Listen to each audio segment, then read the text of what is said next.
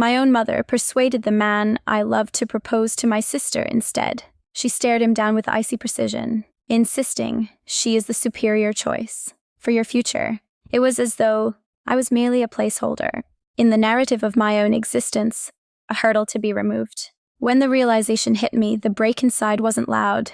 It was a terrifying, absolute silence. So I packed my life into a single bag, abandoned Boston, left the wreckage of my identity behind, and reconstructed myself from zero. Years later, during an extravagant gathering I hosted in Denver, my estranged family walked through the entrance beaming, but the moment their eyes landed on my husband, the color drained from their faces, and the real reckoning finally started. To the outside world, our childhood home was a monument to suburban perfection, complete with manicured lawns and a freshly painted facade that glowed invitingly at dusk. However, behind those closed doors, the atmosphere was choreographed, as if we were actors in a play written solely for the audience of our neighbors. My mother, Linda, was the director of this facade, managing our image with the strictness of a military general. Scarlett, my older sister, served as the star attraction. I was merely a stagehand lurking in the background. Scarlett never had to fight for attention. She simply occupied space and the world adjusted around her. Teachers praised her charm. Aunts and uncles fawned over her. My mother effectively built her entire universe around Scarlett's whims. She just has a presence, Linda would declare, brushing Scarlett's hair with a smile that looked rehearsed for a camera. Then her gaze would shift to me, usually in denim, clutching a novel, and the brightness in her face would extinguish. Willow is clever, my father would often interject, trying to balance the scales. Linda would just exhale. True, but cleverness isn't what people remember, is it? I tried to act as if her critiques bounced off me. They didn't. They embedded themselves like shrapnel. I sought sanctuary in computer labs and endless strings of code. Programming was logical. It didn't possess bias. If you messed up, the compiler alerted you. If you corrected the syntax, it functioned. Inside my house, nothing functioned, regardless of my effort. Then Ethan entered the frame. We crossed paths in a campus study hall during my junior year. He had an easy laugh, a gentle cadence to his voice, and he listened as if my thoughts held weight. For a young woman conditioned to shrink herself to fit into the cracks of a room, his attention felt like oxygen in a vacuum. He valued traits my parents ignored, my meticulous organization, my problem-solving logic, the way I moved through the world, quietly but deliberately. When I finally brought him home, my father offered a firm handshake. Scarlett gave a practiced polite nod, but my mother's eyes sparkled with a curiosity I failed to decode in the moment. She wasn't looking at Ethan the human being. She was assessing Ethan the asset. He symbolized drive, potential, and a destiny that could be molded.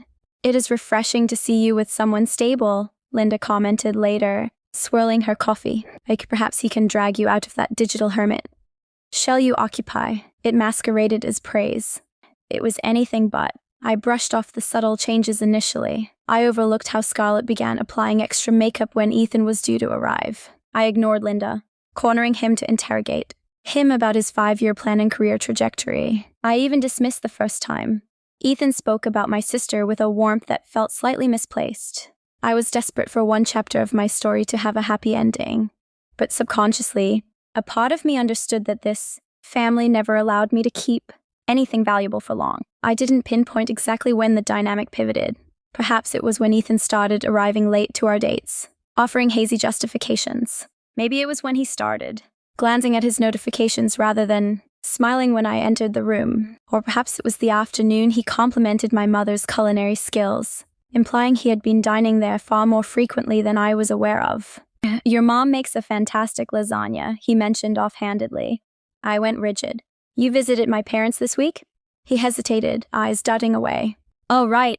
Your mom asked me over for a chat, just to catch up." My mother hadn't asked about my academic life in seasons, yet she made time to socialize with my boyfriend. A cold knot of anxiety tightened in my gut. It expanded when I discovered a parking stub in his vehicle from a garage in Boston. Dated for a Tuesday, he claimed to be in New York. I held the slip of paper, feeling the heat of betrayal radiating from it, my intuition screaming that the ground was crumbling beneath me. When I confronted him, his smile was brittle. "Your mom needed assistance with a household issue. She said you were swamped." I didn't think it mattered. Swamped. That was her weaponized adjective to justify erasing me. "She mentioned Scarlett has been having a hard time," he added softly. "She could really use a friend." A friend. He said it with such tenderness, as if Scarlett were spun sugar and I was a sledgehammer. One weekend, I made a choice to drive home without warning. I told Ethan I was pulling an all-nighter at the library. I needed clarity. I needed the raw truth. I stepped into my parents' foyer at 9:45 p.m. The lamps in the family room cast a warm glow. Voices drifted out, hushed, familiar, conspiratorial. I paused in the corridor. Scarlett's giggle. Ethan's baritone. My mother's low, satisfied murmur. I pressed against the plaster and peered around the bend. There they were. Scarlett seated so close her knee grazed his. My mother holding court in her velvet chair like a monarch. Ethan sat situated between them, looking baffled yet intrigued, already half agreeing to a contract he hadn't read. She is the superior choice for your future, my mother stated, her tone dripping with sweetness. Willow is preoccupied. She prioritizes her algorithms over human connection. Scarlett understands the heart. Scarlett lowered her gaze, feigning modesty. I just want you to find happiness, Ethan. My heart fractured silently, surgically. My mother pressed on. Willow will succeed in her career regardless. But Scarlett, she requires a partner like you. Someone with status. Someone who fits the mold. Like, I was a jagged edge she had tried to sand down but ultimately discarded. Ethan didn't protest. He didn't advocate for me. He didn't even realize I was a ghost in the hallway, watching my reality tilt on its axis. The air trapped in my lungs burned, and the realization was hotter than the infidelity. This wasn't a mistake. It was a campaign, and I was the only casualty. I have no memory of exiting the house.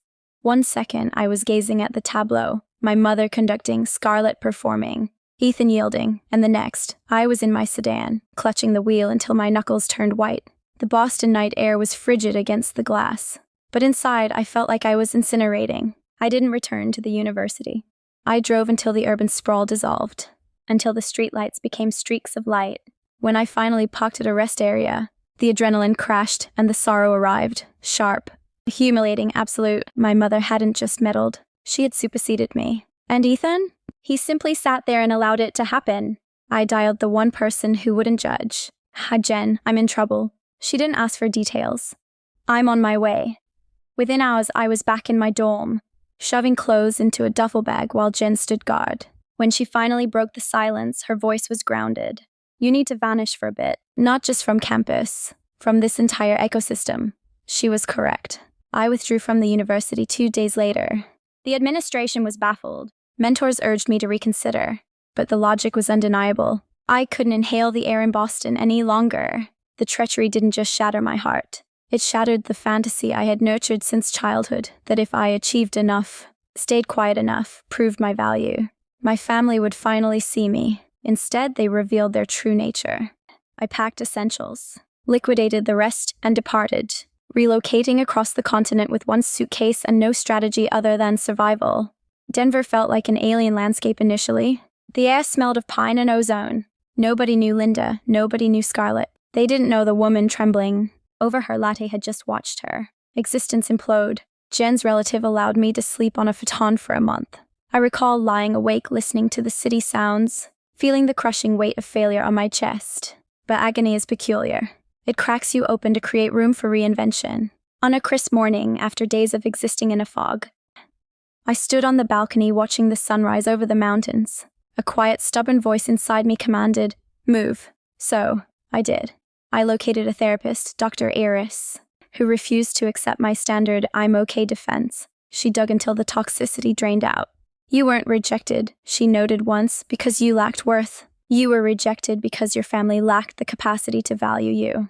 I transferred my credits to a university in Colorado. Then I constructed a new identity, brick by brick, employment, rituals, community, security. My universe didn't reform overnight, but it reformed authentically. Slowly, the rage transformed into focus. Focus became competence, and competence evolved into something resembling serenity. But pace is fragile. Years later, when my father sent a tentative text requesting a visit, the past I had buried began clawing its way back to the surface.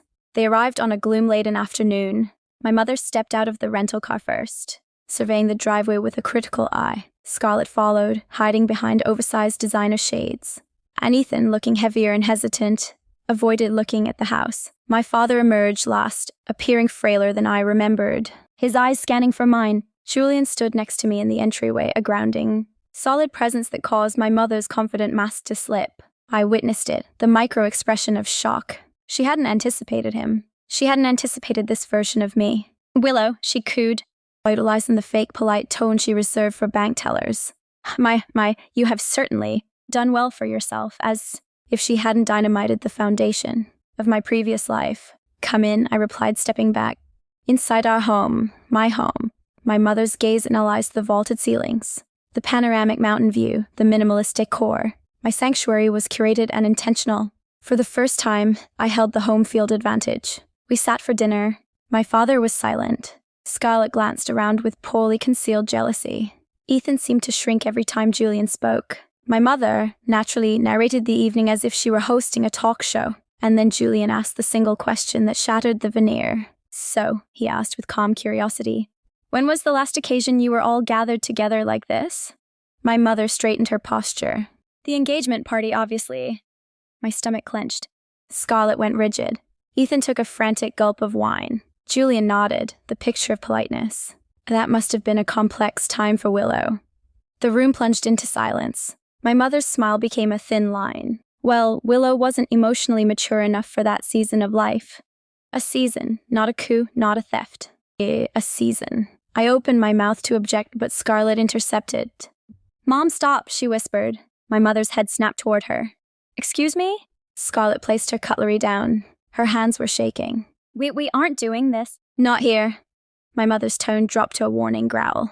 "Scarlett, don't." Scarlett raised her voice, shaky but determined. "You need to hear this." And then, impossibly, the dam broke. Years of repressed guilt poured out. "Willow deserves the truth," she declared. My pulse hammered in my ears. Scarlett looked at me, truly saw me, and for a second, she wasn't the golden idol or the perfect daughter. She looked exhausted, sad, and human. "Mom didn't just chat with Ethan," she began. "She called him incessantly. She told him you were unfocused, too career-obsessed, that you weren't committed to a future with him." My stomach bottomed out. "She also told him you were seeing someone else on campus," Scarlett whispered. "That you were planning to dump him." "I never—" My voice broke. "I know," she rushed to say. "I know you didn't." Ethan's face flushed a deep crimson. "Scarlett," she held up a palm. "I am not done." My mother's jaw set like stone. "Okay, Scarlett Hart, you will cease this immediately." "Nay," Julian interjected evenly. "She won't." The glacial silence that followed was something my mother had never encountered. She turned her glare on Julian, but he didn't blink, not once. Scarlett pressed on. "Mom even drafted text messages on your old phone," she confessed. "She had me send them so they appeared to come from you." I stared at her in horror. "You sent them?" Tears welled in her eyes. I was weak. I believed her when she said you'd bounce back. That you didn't need him. That I needed him more. Julian reached for my hand beneath the table. His grip was an anchor. "And Ethan?" I asked, my voice rasping. He finally looked up. His eyes were glassy with shame. "I was a coward," he admitted. "I listened to the wrong voices. I should have spoken to you. I should have fought for us. Instead, I let your mother dictate our destiny." My father, a statue until this moment, set his glass down with a trembling hand. "Linda," he whispered, "is this factual?" My mother exhaled a sharp breath of annoyance. I secured the best outcome for my daughters. I did what any matriarch would do. "No," I said softly. "You did what served your vanity, what made Scarlett the star, what kept me in the shadows." Her lips parted, but no sound emerged. Scarlett wiped her face. "I am so sorry, Willow. I truly am. And it's not just that." Ethan lowered his head again. My mother's face went rigid. Scarlett continued. "Mom told Ethan his career would accelerate with someone more social, more beneficial for networking." Beneficial for networking? Like I was a glitchy software update and she was uninstalling me. My father looked devastated. "Linda, how could you?" Before she could retort, Julian leaned forward, his calmness making him terrifyingly formidable. What you orchestrated," he said to Linda, "was abuse. Systemic emotional manipulation. You didn't just sabotage a relationship. You sabotaged her trajectory because it didn't align with your script." My mother's voice shook with indignation. "I will not be lectured in my daughter's residence." "No," I said, my voice barely a whisper but filling the room. "You won't. You will listen." The air felt charged with electricity. I looked at each of them. My parents, my sister, my ex. The people who had once defined my world. The people who had dismantled it. You stole years from me, I said. You cost me my stability, my education, my self-worth. You convinced me I wasn't worth choosing. But I rebuilt myself without you. My mother scoffed a weak defensive sound. You abandoned us, she spat. No, I replied. You evicted me. The room remained frozen until my father spoke, his voice raw. Willow, I am profoundly sorry. I knew the dynamic was toxic. I didn't intervene. That is my sin, not yours. For the first time in decades, he looked directly at my mother with defiance. This ends, he said, soft but absolute. Today, Linda's expression faltered, genuinely shocked that the silent man had finally chosen a side. Julian stood up, walking to my side. His presence was a fortress. When they saw my husband, their faces turned pale, I said, meeting their eyes. This is why.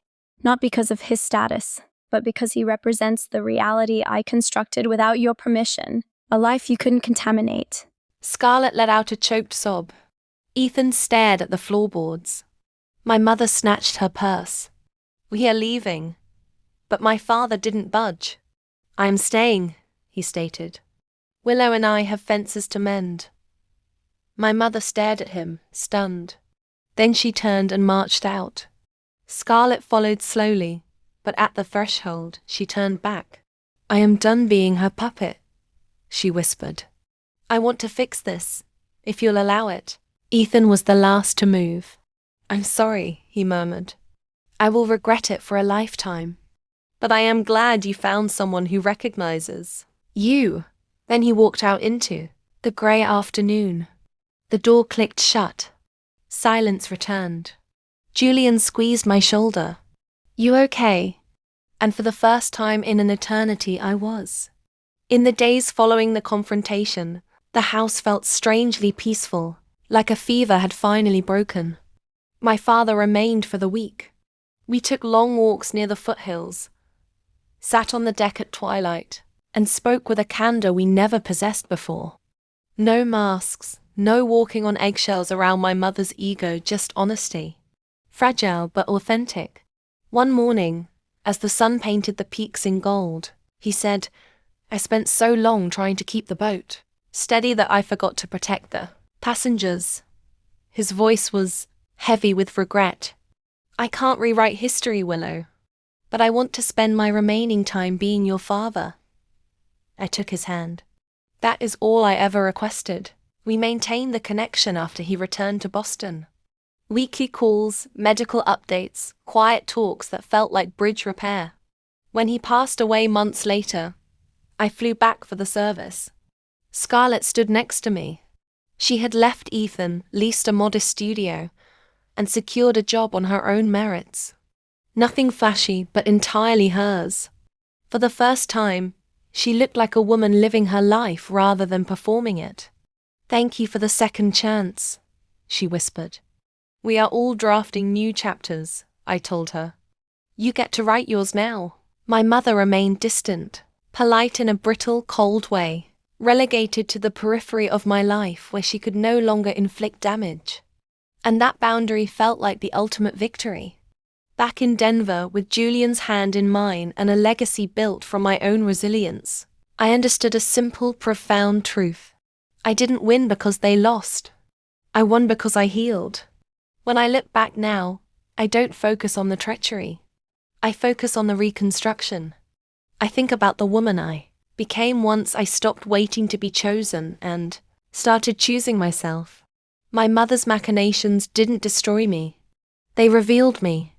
And the joy I possess today is the proof.